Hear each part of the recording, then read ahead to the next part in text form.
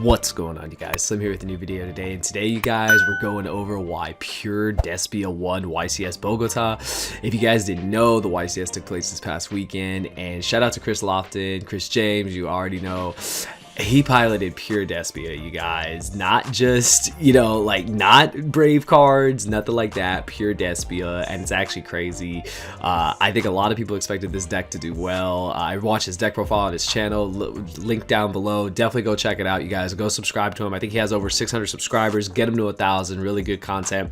And I really enjoyed his live deck profile that he did because he explained a lot of things. And I think if you're trying to pick up this deck, if you're trying to play this deck, definitely go over there and you'll learn a lot. I definitely learned a lot from watching his live deck profile, and I just want to highlight it because another YCS has come and gone, and this deck has already won, and it's crazy. Also shout out to Ruben for making the finals as well. That's my boy Ruben. In the finals, you guys, it was actually versus Prank Kids Adventure, so it's exactly what we thought the meta would be, and DESPIA just came out on top, so it was crazy. You guys already know, like we always do, we go over the list and I just talk about the reasons why I feel like it won the YCS. There's another YCS going on next week, so maybe it'll be a repeat, who knows, but DESPIA is here, you guys. The Fallen of Albaz decks are here, and they've really already made an impact, and yeah, it's awesome. But let's get into it. So for his monsters, he did play the one copy of the Ad Libitum. He actually did play the one copy of the Shrouded Dragon. I found that really interesting. He just talked about it in his live deck profile, the benefits that it did add to the deck. Again, he isn't playing any of the Brave cards and everything, so he actually had a lot more like flexibility and room to play like more of the actual like branded cards and cards that were included with the deck. So it was really interesting to see the route that he took, and I think it was definitely one of the reasons why he had so much success with the deck. He did max out and play 3 copies of Aluber. If you guys did notice with the Brave builds, because we have seen a couple builds that have had success, they're only playing 2 copies, but again, since he's playing pure, he's able to play 3 for just maximum consistency. Hand traps is interesting. He only played 6. He talked about this in the profile again, that he just wanted to have maximum consistency, so he did play just 3 copies of Ash along with the 2 copies of Bell, as well as this. This is a hand trap for those of you that don't know. The Tri-Brigade, the Mer Courier. It is a hand trap when you have a fusion on the board that mentions Fallen of Albaz. It literally can negate any monster effect, so that's awesome. So yeah, he did just actually play a total of just 6 hand traps in the whole deck. Then we got the 2 copies of the Despian Tragedy along with the 1 copy of Dramaturge. He did mention that he did cut Comedy, just felt like it was win more, so he decided to play Dramaturge instead. And then he did play the Edged Chains, because you guys can see he is playing the Fright for Patchwork along with the Polymerization, so this was just for the consistency and the starters that Fright for Patchwork does bring to the deck. And of course, he did play 2 copies of Fallen of Albaz. He did mention one key thing.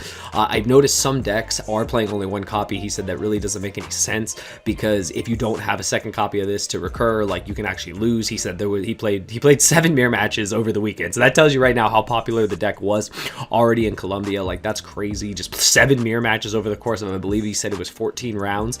More than 50%. Like, that's crazy. Like, that's absolutely crazy. 50% of your matches was actually the mirror match. And he said that he literally won a couple of mirror matches because they didn't have a second copy of Fallen of Albaz, so that's pretty crazy. So yeah, definitely play more than 1 copy if you're playing the pure build. In the Brave build, I've seen them get away with 1 copy. I just don't know if that is something that will continue to happen going forward. Already mentioned these, and then onto the spells. Of course, 3 copies of Branded Fusion. This card is just absolutely insane. Like, this is the reason to play the deck. As soon as the structure deck came out, this was the main reason why the deck just, it just soared to basically to #1 already. Like, it's crazy. This card is just insane. 2 copies of Branded in red. You only play 2 copies because it's not a starter card, unlike Branded Fusion as well as Branded Openings. So you only play 2 copies of this.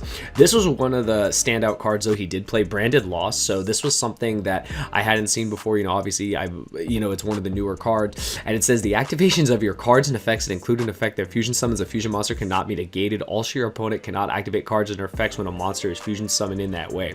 So literally, it's like Magical Meltdown without the search, and they just can't respond. They literally cannot respond, and that's actually crazy. I'm sure that came up a lot in a ton of his matches. Just not being able to respond is like actually crazy. And it also says if you fusion summon a fusion monster, you can add a Fallen of Albaz or monster that matches it from your deck to your hand. That's pretty crazy. It's continuous, and yeah, this was was really interesting. So this was definitely a standout card. He highlighted this as probably the best card in the deck for him and one of the best cards just overall. So really cool to see that he found success playing this in the main deck. Of course, triple branded opening, you know, another starter, self-explanatory. And then he is playing maximum ways to make his plays go through. He is playing the one Call by the Grave and 3 copies of Crosse Ave Designator. You guys already know everyone's trying to Ash his branded fusion.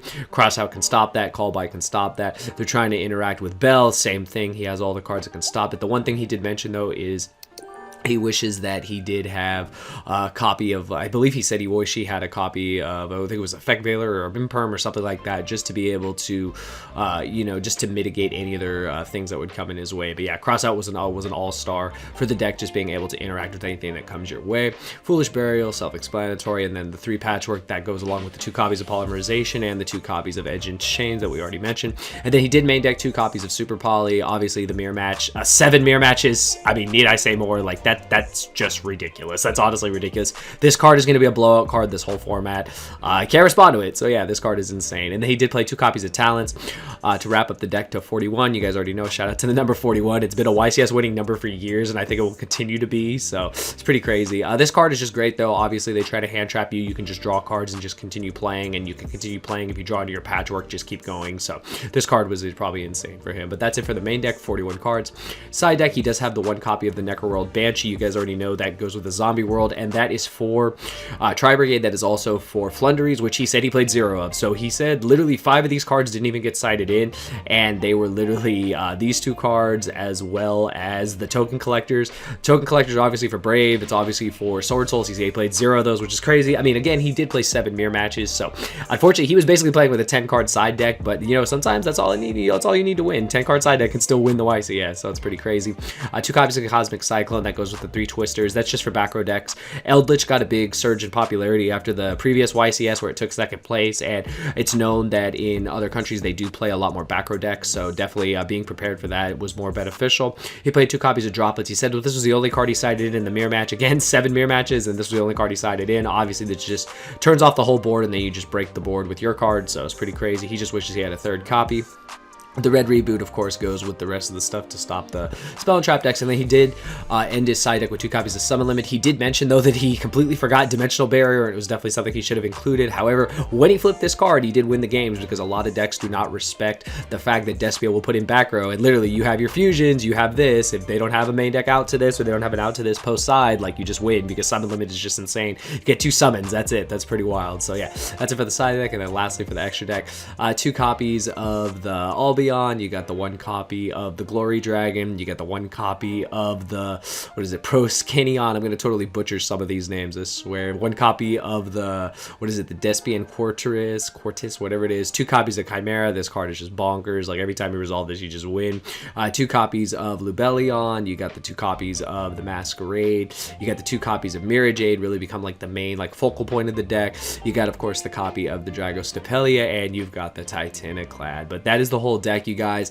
The main reason why Chris won, and shout out to him, he's actually been playing this deck. He revealed for over 4 months. He's been playing this deck before the starter deck. I have seen deck profiles from him before piloting the early version of this deck, and he's just been on this deck since the beginning. I really think that is a huge reason why he had so much success with this deck. He already knew it was going to happen. He already prepared for when the starter decks were coming out and what they added to the deck. He was just so well versed in the deck. I think it was one of the main reasons he did so well.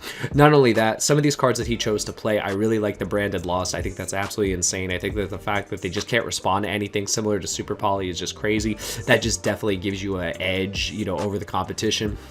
I feel another reason he won is because taking the cross-out approach was also very smart. You expect a lot of people to come kind of loaded, like ready to take down your deck, and you're there with the perfect countermeasures, and I think that really just worked out in his favor. And just a very accomplished player, and just being very well versed in this deck, I think, is definitely the main reasons why this deck did so well. And honestly, you guys, this is the meta. This is what we will see going forward. It'll be interesting to see how the deck evolves. And you know, shout out to him for doing it without Brave cards. I think that's just awesome. But that's it for today, you guys. Let me know if you guys enjoyed the video. Smash the like button if you did. Again, be sure to subscribe to his channel, link in the description, Lofton TCG, and definitely check him out, and go check out his live deck profile because you'll learn a lot like I did. And yeah, hopefully you guys enjoyed. I'll see you guys next time. Thank you for watching.